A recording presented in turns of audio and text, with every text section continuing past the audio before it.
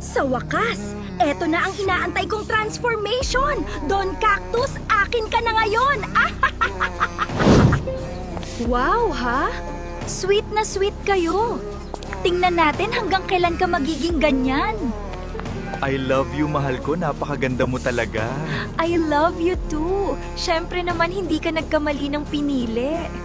Sir, ako na po bahala sa inyo. Mas maalaga ako. Okay. Salamat. Lemonita, tandaan mo na pagsislibi ang trabaho mo dito, hindi trabahuhin ng asawa ko. Opo, madam. Ginagawa ko naman. Kala mo kung sino? Ako dapat ang nasa pwesto mo. Mag-antay ka lang, Strobella!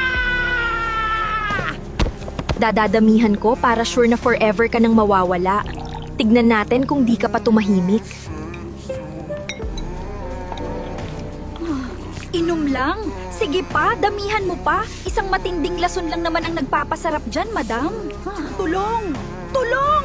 Bumagsak si madam. Dalhin siya sa pinakamalayong hospital. Diyan ka na. Bagay ka sa lupa, Strobella. Lahat ng meron ka ay mapapasa akin na. Eto na nga yun. Sa lugar na ino, maisa sa katuparan ng transformation na dekada ko nang inaantay. Tandandaan mo, walang kasiguraduhan kung magigising ka pa after ng procedure. Alam ko, at pumirma na ako ng waiver, kaya simulan mo na. Huling tanong, sigurado ka?